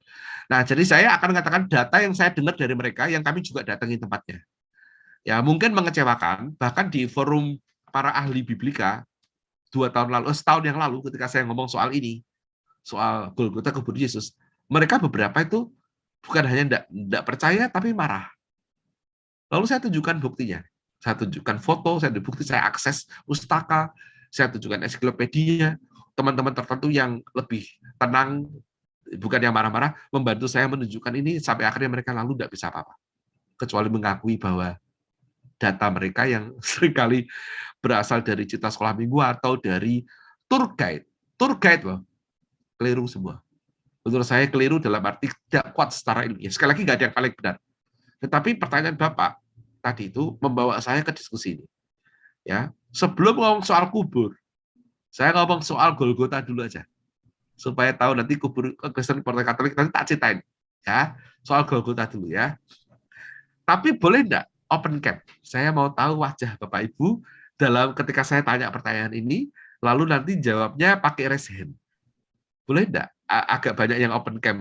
Saya mau tahu perubahan wajahnya. Oke, gitu ya, lumayan itu. Pertanyaan saya sederhana. Jawab sesuai dengan yang Bapak Ibu yakini ya. Ya. Siapakah di antara Bapak Ibu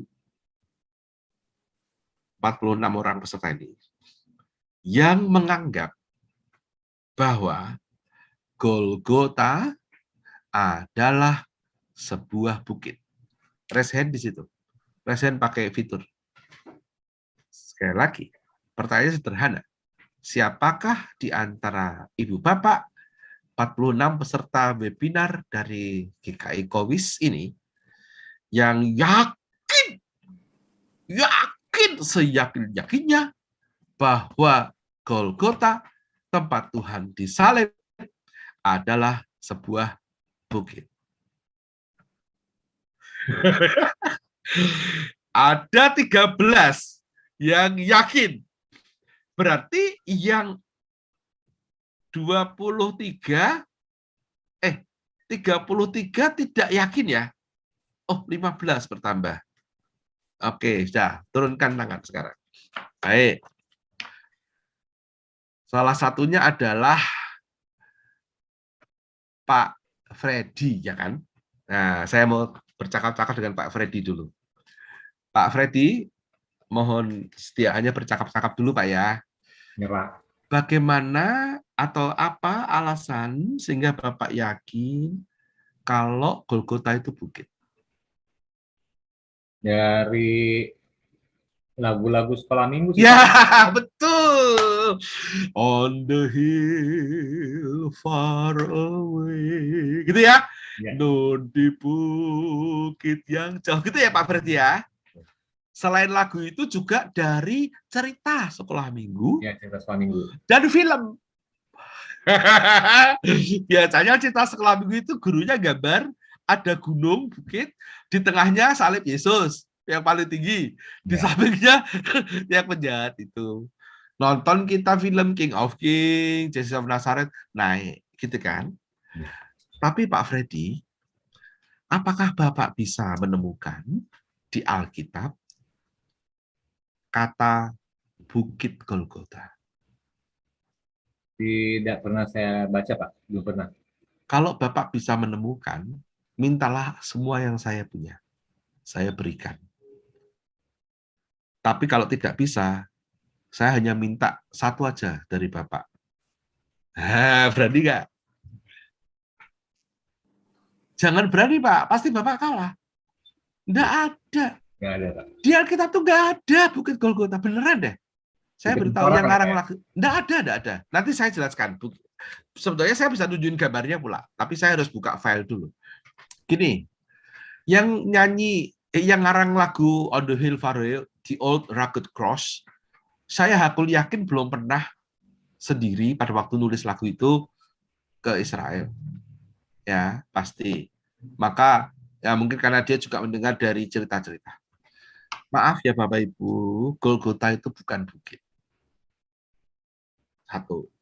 Tapi betul dia tempat rada tinggi itu betul. Tepatnya Golgota itu adalah batu tingginya 22 meter. Batu padas tingginya 22 meter. Ya. Di sebelahnya itu salah satu jalan masuk ke Yerusalem, kota Yerusalem. Di tembok Yerusalem itu temboknya luasnya tingginya 55 meter tembok itu. Jadi orang di atas tembok kalau lihat Golgota itu ke bawah lihatnya, bukan ke atas. Karena Golgota itu tingginya 22 meter. Nah, fakta ini dikuatkan dengan kalau Anda ke Israel, Anda akan diajak ke gereja yang namanya Gereja Makam Suci, Holy Sepulchre Church. Yang saya katakan ini Anda langsung cek di Google ya, silakan aja. Holy Sepulchre Church. Itulah Golgota. Di gereja itu ada lantai lapis 1 dan lapis 2. Anda akan diajak ke lantai lapis 2. Di sana itu ruangannya rada tidak sebesar ruangan di bawahnya, ya, karena itu adalah puncaknya. Itu ada di situ 7 altar milik 7 sinode yang bertengkar menentukan di mana persis salib itu ditancapkan. Saking ramainya bertengkar berabad-abad, supaya aman, pintu gereja Makam Suci itu sudah berabad-abad dipegang oleh turun-temurun keluarga Muslim. Sedih ya? Bayangkan itu. Itu sebelahan kok, altarnya sebelahan. Wah, seandainya memang Anda mau ini, saya bisa siapkan gambarnya. Saya punya maket Yerusalem abad pertama, yang saya ambil di sana ketika studi. Golgota itu ya tadi itu, batu putih 22 meter. Tinggi memang dibandingkan tanah di sekitarnya, tapi dibandingkan tembok kota di sebelahnya, itu orangnya lihatnya ke bawah. Tembok kota itu bisa dilintasi oleh 2 kereta. Tingginya 55 meter. Bayangkan aja, 55 meter lihat ke benda tinggi 22 meter kan ke bawah. Nah, itu. Ini membuat seorang jenderal dari Inggris pada awal abad 19 itu tidak puas. Maka dia mencari-cari di tanah Israel sana itu, di Yerusalem, tempat yang menyerupai bukit. Dan dia mendapatkan satu lokasi yang dia yakin di luar kota, ya memang di luar kota, yang dia lupa adalah tembok kota itu dihancurkan, dibangun. Jangan lupa tadi saya cerita soal tahun 70 kan. Ya kan? Jenderal Titus tadi jangan lupa. Lalu tahun 134 Kaisar Hadrian, masih ingat? Ketika menghabisi pemberontakan Simon Bar Kokhba. Jadi batas tembok Israel itu tuh, tembok kota Yerusalem itu berkali-kali maju gitu loh. Nah, orang ini itu orang jenderal Indonesia mempertimbangkan batas tembok yang sudah dibangun berkali-kali. Jadi dia mencari jauh di luar kota, ketemu suatu bukit, yang bukit karang, yang dia yakini itulah Golgota. Di bawah bukit itu terminal bis. Nah, di dekat situ ada makam, yang orang meyakini makam Yesus, padahal pasti bukan. Tapi itulah yang kebanyakan orang datangi, namanya Garden Tomb. Karena ada makam, ada taman, ada makam yang kosong gitu ya. Saya yakin bukan. Karena tadi itu pasti batasannya adalah tembok Yerusalem yang bukan yang zaman Yesus. Nah, sementara yang Holy Sepulchre itu di dalam kota. Tetapi kota yang dibangun di kapan gitu? Itu di luar kota tembok zaman dulu sebetulnya. Yerusalem kuno, Yerusalem itu dibagi 2, modern dan kuno. Yang kuno dibagi jadi 4 atas pemenang pemerintah modern ya, kelompok Yahudi Islam, Kristen, dan Armenia. Sekali lagi, Yerusalem sekarang itu dibagi dua, modern dan kuno, yang kuno dibagi jadi 4. Nah, yang pas jalan menuju Holy Sepulchre ini, itu melewati daerah Islam. Tapi lalu masuk ke daerah Kristen. Persis di situ. Jadi kalau Anda mau menentukan tembok yang mana, ya kita repot. Temboknya itu sudah hancur, dibangun berkali-kali. Nah, kalau gitu, di mana makam Yesus? Kebanyakan orang kan mengatakan di dekat Holy Sepulchre. Maka, menurut Injil Yohanes, kalau Anda lihat, silakan lihat di Injil Yohanes, di tempat di dekat dia disalibkan ada sebuah makam. Nah, kalau Anda ke Holy Sepulchre, gereja makam suci itu, Anda turun ke bawah, di lantai 1, ya, Anda akan melihat satu bangunan kosong. Bangunan itu kosong, ya, tapi itu dipercayai itulah makam Yesus. Ya ada semacam sedikit petilasan, tetapi itu lalu kosongnya gini, dia dibangun megah sekali gitu. Jadi gerejanya besar, itu ada bangunan kecil. Nah, itulah makam Yesus. Menurut yang Holy Sepulchre. Di dalamnya kosong, tidak ada apa-apa, cuma ada batu gitu. Nah, sementara yang di satu lagi yang Garden Tomb, yang dekatnya Bukit Tengkorak, yang itu seperti tengkorak itu, seperti tengkorak. Kata Golgota berarti tengkorak, gitu, tapi tidak ada kata bukit ya. Tapi jenderal Inggris tadi itu menemukan bukit terang gitu, bisa ada bayang-bayang kayak tengkorak seolah-olah. Nah, itu yang terminal bis yang saya yakin pasti bukan itu. Tapi justru yang datangi banyak orang karena bisa melihat tempatnya. Ya, Garden Tomb itu betul. Dikunjungi banyak. Nah, maka saya bilang tour guide-nya tuh kurang. Ya, gimana ya, tour guide kan yang penting gimana sih gitu kira-kira. Lalu ke situ. Nah, menurut Patty Shelley, pemimpin saya yang arkeolog tadi, dia bilang yang Garden Tomb itu dia yakin ya, itu ya. Jadi itu kan ada apa namanya lubang gitu masuk ke kubur ya. Di dalamnya itu ada dua petilasan, jadi 2 tempat tidur untuk makam, 2. Tidak hanya 1 loh, 2. Nah, Anda nggak kira kan? Anda pikir yang 1? Enggak, 2 yang itu. Lalu di depannya itu ada lubang sedikit. Anda pasti mengira itu untuk batu kubur yang didorong. Saya juga kira gitu, ya. Patty bilang no. Ini itu pasti kuburnya orang miskin. Dia bilang, loh, kok bisa tahu? Gini, menurut dia ya, itu yang di dalam tidak hanya 1 kan? Kita lihat, oh ya 2. Oke. Terus ini celah di antara temboknya itu dan sedikit di depan, yang kita bayangkan batu menggelinding. Kata dia enggak, itu untuk tempat untuk makan hewan. Nah, tapi Patty bilang ya, tapi ini pasti nggak disukai oleh orang Kristen, data seperti ini. Orang lebih suka membayangkan disinilah Yesus apa-apa gitu. Memang menarik sih, kubur itu tuh, saudara, kan kita ingin lihat dalamnya ya, yang Garden Tomb ya. Kalau kubur yang satunya yang sudah tidak kelihatan kubur, yang bangunan yang di Holy Sepulchre itu kan tidak lagi berasa kubur, walaupun orang masih ke situ ya. Tapi kalau yang Garden Tomb kan kayak kubur betul gitu. Itu kalau Anda masuk sih menarik sih, tetap menarik ya. Karena ada tulisannya gini, ditulis sih pakai bahasa Inggris. He is not here. Gitu. Ada tulisan, he is not here. Jadi kita masuk itu kayak baca tulisan dia tidak ada di sini gitu kira-kira. Ya itu jawaban saya. Jadi kalau dibilang orang Katolik Protestan, ya yang di Holy Sepulchre itu ada 7 tadi itu saya bilang 7. Itu ada yang Katolik, ada yang Anglikan, 7. Tidak hanya Protestan, tidak hanya 2, 7. Dan mereka rame gegeran tempat di mana. Memang ada yang paling favorit. Saya soalnya punya foto-foto ini. Cuma ya saya butuh waktu untuk membukakan. Kapan-kapan kalau mau. Itu yang paling favorit tuh yang paling banyak datang itu ada batu putih dikasih kaca di atasnya, batu padas. Saya sih cenderung meyakini yang itu, maksudnya yang Holy Sepulchre itu, bukan yang ditemukan jenderal Inggris itu, tempat Golgota. Lebih sesuai gitu, karena temboknya tembok abad pertama, kota abad pertama yang diruntuhkan. Sementara yang jenderal itu pakai tembok yang abad kesekian gitu, yang sudah berkali-kali melebar. Tapi itulah, kadang-kadang kalau Anda datang ke Israel, betul-betul studi arkeologi, Anda kecewa. Karena harusnya bilangnya, di sini mungkin gitu. Yang pasti tidak salah adalah Getsemani. Itu masih ada, taman itu.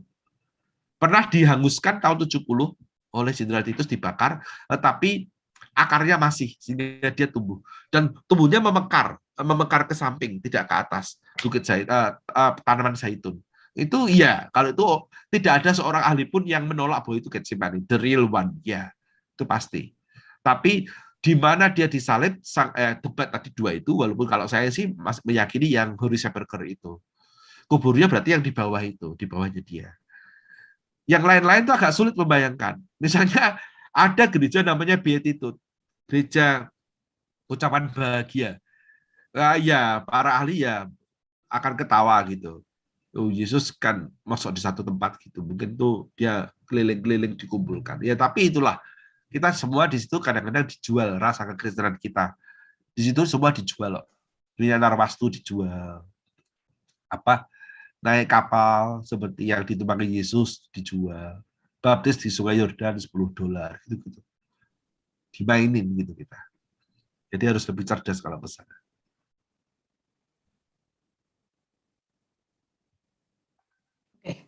Sudah Terima kasih Pak Daniel. jam 9 loh. Nah, kayaknya waktu juga yang harus betul, memisahkan kita. Ya, betul. terima kasih Pak. Mungkin sebelum kita akhiri, mungkin Bapak bisa memberikan closing statement begitu Pak untuk webinar kali ini.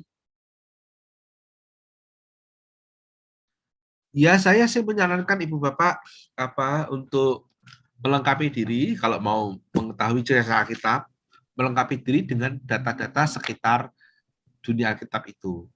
Paling bisa diakses itu ensiklopedia. Ya, jadi saran saya milikilah ensiklopedia untuk mengetahui dunia di sekitarnya. Sehingga lalu para tokoh itu bisa lebih hidup. Gitu. Itu kalau mau menstudi dinamikanya. Saran saya begitu. Minatnya dikembangkan lewat studi literatur yang mendukung gitu. Dan tema-tema kayak gini tuh bagus ya untuk didalami begitu. Cuman memang ya tidak mudah karena banyak kejutan-kejutannya. Satu buku terakhir yang saya sarankan kalau mau tahu beginian bahasa Indonesia, judulnya Dari Alexander ke Bar Kokhba, terbitan BPK. Semua cerita saya tadi itu ada di buku itu. Dari Alexander ke Bar Kokhba. Tapi ini pendekatannya sejarah. Kalau saya tadi kan teologis, ya sejarah dari Jagersma. Nah, jadi ensiklopedia buku itu lalu masuk ke Minggu Suci. Waduh, rasanya tuh gimana gitu loh Bapak Ibu. Ya itu aja Bu Nina, saran-saran untuk mengembangkan informasi. Terima kasih. Terima kasih Pak Daniel. Bapak Ibu, jadi malam hari ini kita ditantang oleh Pak Daniel untuk lebih memahami, begitu ya. Mari kita belajar bersama-sama gitu ya. Karena kita juga kaget ya, ternyata orang Saduki itu penguasa bait Allah. Wah, saya kaget Pak. Saya baru dengar malam hari ini gitu ya. Saya pikir sih Farisi begitu ya. Karena enggak. Kayaknya berkuasa gitu kayaknya. Kesannya begitu ya. Ternyata beda. Nah, itu beda, ya. mungkin kita bisa memahami seperti ini. Jadi kalau kita membaca Alkitab, membaca lagi ceritanya, mungkin kita bisa mendapatkan another insight begitu ya, dengan pemahaman-pemahaman yang baru saja kita dapatkan. Mungkin begitu Bapak Ibu. Terima kasih untuk kebersamaannya. Untuk waktu selanjutnya saya kembalikan ke Tasya. Silakan Tasya. Baik, terima kasih Kak Nina dan juga Pak Daniel. Kita dari Panitia Pasca, juga Komisi Dewasa mengucapkan terima kasih banyak malam ini, penuh insight kayaknya ya buat kita semua. Saya juga baru kebayang bahwa betapa luar biasanya peristiwa waktu Tuhan Yesus mau disalibkan, mulai dari ada peristiwa politiknya. Kalau dibayangin mungkin zaman dulu kita mikirnya nggak ada ya politik-politik, ternyata bahwa peristiwa itu sangat syarat ya dengan nuansa politik yang terjadi, yaitu betapa jahatnya juga ya pada saat itu bisa terjadi sampai seperti itu. Oke Bapak dan Ibu, sebelum kita mengakhiri malam hari ini, saya mau dong lihat muka-muka penasarannya. Mungkin mudah-mudahan tadi Pak Daniel udah membuat kita jadinya makin mau belajar lagi untuk bisa memperlengkapi diri lagi. Tapi boleh ya kita sama-sama buka kamera karena kita mau foto bersama dulu untuk dokumentasi. Jadi boleh Bapak dan Ibu buka kameranya. Oke, ini ada 2 halaman, saya akan membantu foto screenshot. Boleh dibuka. Mari yang belum buka. Ulinda, Bangun. Oke, kita mulai aja ya. Saya akan foto halaman yang pertama. 1, 2, 3. Oke, halaman yang kedua. 1, 2, 3. Oke, terima kasih untuk partisipasinya dalam foto bersama. Nah, Bapak dan Ibu, tadi juga di dalam kolom chat sudah ada link untuk presensi, jadi Bapak dan Ibu jangan lupa untuk mengisi juga. Plus ada satu link lagi, supaya kita bisa meningkatkan pelayanan di kemudian hari, Bapak dan Ibu diharapkan mengisi link evaluasi webinar kali ini, termasuk bisa memberikan nanti saran untuk topik-topik berikutnya. Boleh tadi yang Pak Daniel udah kasih ide, mungkin Bapak Ibu mau masukkan di situ untuk next webinar, kita boleh masukkan di link evaluasi tersebut. Oke, Bapak dan Ibu, kita sudah sampai di akhir pertemuan kita di webinar kali ini. Dan di akhir pertemuan ini, nanti kalau Bapak dan Ibu sudah selesai mengisi atau belum selesai mengisi evaluasinya, boleh setelah selesai dari kegiatan kita kali ini, dan kita akan menutup kegiatan kali ini dengan doa penutup. Pak Gordon sudah bergabung? Selamat. Sudah ada tuh. Siap. Baik, Pak Gordon, silahkan boleh memimpin kita di dalam doa penutup. Ya, sebelumnya terima kasih, Bro, Pak Daniel. Terima kasih banyak memberikan pencerahan buat jemaat kami di hari ini. Terima kasih Kanina, Tasya yang sudah memfasilitasi webinar ini. Saudara kita satukan hati dalam doa, kita bersyukur atas penyelenggaraan webinar. Mari kita berdoa. Bapak di surga, terima kasih atas setiap penyertaan dan pimpinanmu di dalam kami bersama berwebinar. Kami bersama-sama mendapatkan informasi-informasi yang terkait dengan dunia Alkitab. Biarlah itu juga boleh memperlengkapi kami di dalam pemahaman konteks awal. Oleh karena itu ya Bapak di surga, kiranya itu boleh menumbuhkan, bukan menjadi ragu, tapi justru semakin kami rindu, semakin tergoda untuk mempelajari lebih jauh, agar penghayatan kami tentang segala sesuatu yang ada di dalam Alkitab, kehidupan di dalam Alkitab pada zaman mula-mula itu, kiranya boleh memberikan suatu pertumbuhan spiritualitas kami.